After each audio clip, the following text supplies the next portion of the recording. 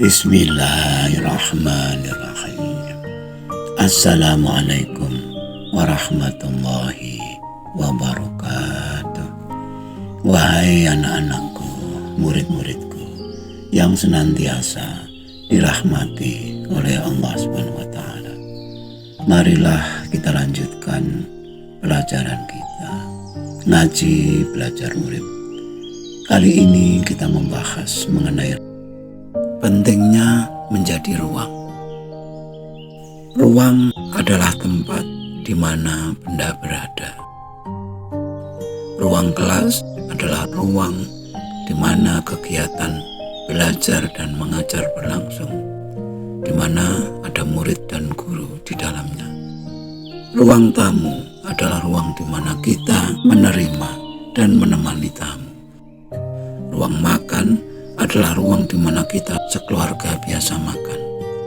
Ruang angkasa adalah ruang di mana miliaran planet-planet berada, dan seterusnya.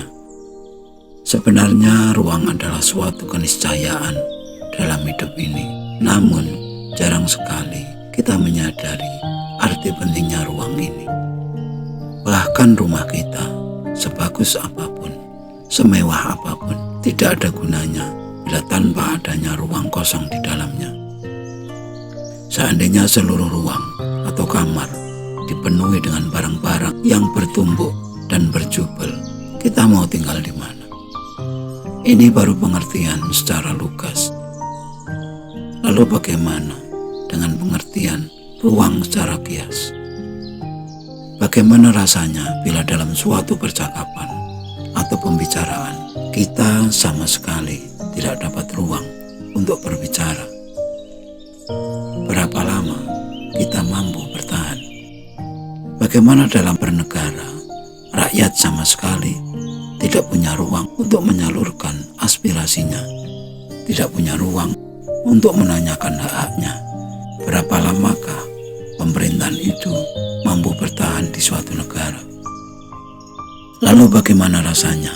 Rasa dan rasio kita, tidak ada ruang bagi kita untuk menjalin hubungan dengan Tuhan kita. Lihatlah bagaimana gaya hidup orang-orang barat yang merasa dan mengaku sebagai manusia yang paling modern di planet bumi ini.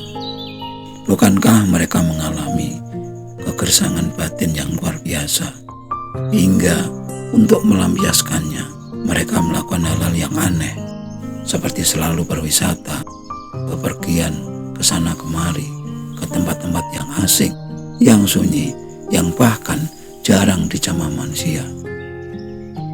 Mereka bahkan ingin merasakan hidup layaknya di zaman primitif, tanpa busana, tanpa tempat tinggal, dan tanpa fasilitas yang memadai, karena mereka bosan dengan gaya hidup modern.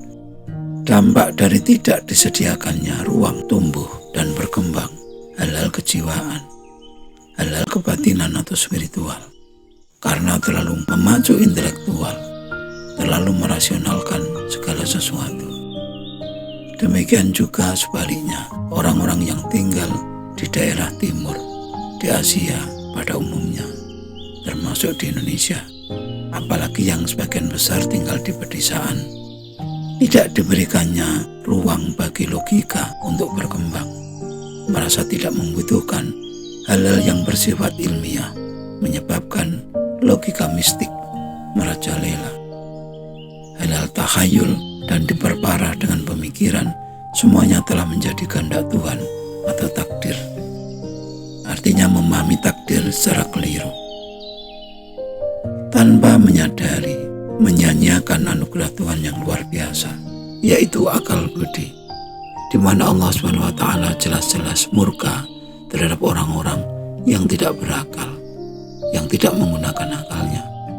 Sebagaimana Quran surat Yunus ayat 100, yang artinya, dan Allah menimpakan kemurkaan pada orang-orang yang tidak menggunakan akalnya. Sampai di sini kita mestinya sadar untuk memberikan ruang yang seimbang dan sepadan pada apa yang telah dianugerahkan Tuhan pada kita, antara spiritual dan intelektual, di mana spiritual dibutuhkan untuk menjalin hubungan kita dengan Tuhan, agar kesadaran ilahiyah kita senantiasa terjaga, terpelihara dengan baik, bahkan maksimal. Sedangkan intelektual kita butuhkan agar kita secara cerdas di dalam menjalin hubungan sesama dengan manusia, di mana penggabungan keduanya akan memunculkan kecerdasan rasa, ketajaman rasa yang luar biasa, hingga kita memiliki empati dan simpati yang sangat kuat. Jadilah kita manusia yang disebut insan kamil, manusia sempurna yang selalu berusaha untuk melakukan yang terbaik bagi manusia lain. Di tengah kesadaran ketidaksempurnaan kita sebagai makhluk, sekali lagi marilah kita bertanya pada diri sendiri, adakah kita sadar akan makna ruang bagi kita? Makna pentingnya ruang. Adakah kita yang ingin menjadi ruang atau menjadi wadah, sebagaimana kita membutuhkan cangkir kosong atau gelas kosong ketika hendak minum kopi, sebagaimana kita membutuhkan piring kosong untuk kita tempati nasi dan lauk pauk, sebagaimana kita membutuhkan ruang tamu yang kita siapkan untuk para tamu kita, sebagaimana ruang dapur, tempat di mana kita memproses makanan kita setiap hari. Sebagai pendengar setia bagi siapa yang berkeluh kesah, mencurahkan segala problem kehidupan apapun yang dihadapi, dan siap menjadi wadah yang menampung orang-orang yang tidak mungkin ditampung oleh orang lain. Dan yang paling penting dari semua itu adalah menyediakan ruang bagi hati dan pikiran kita agar Tuhan selalu bersemayam di dalamnya, di mana ketika Tuhan selalu menempati ruang batin dan ruang pikiran kita, hati dan pikiran kita akan mampu menampung apapun selain Tuhan dengan daya tampung yang tidak terbatas. Sedangkan bila hal-hal selain Tuhan terlanjur masuk terlebih dahulu, maka tidak mungkin ada tempat lagi bagi Tuhan untuk tinggal di dalam hati dan pikiran kita. Maka jadilah kita orang yang buta dua-duanya, buta rasa dan buta rasio. Bila telah menjadi demikian, maka jatuhlah kita ke dalam derajat hewaniah atau bahkan syaitoniah. Yang jelas, keluarlah kita dari derajat yang sesungguhnya sebagaimana kehendak Tuhan atas penciptaan kita. Laqad khalaqnal insana fi ahsani taqwim. Sesungguhnya kami telah menjadikan manusia dalam bentuk sebaik-baiknya. Maka adakah di antara kita yang ingin menjadi ruang? Sekian dulu wajangan yang mohon maaf atas segala kekurangan.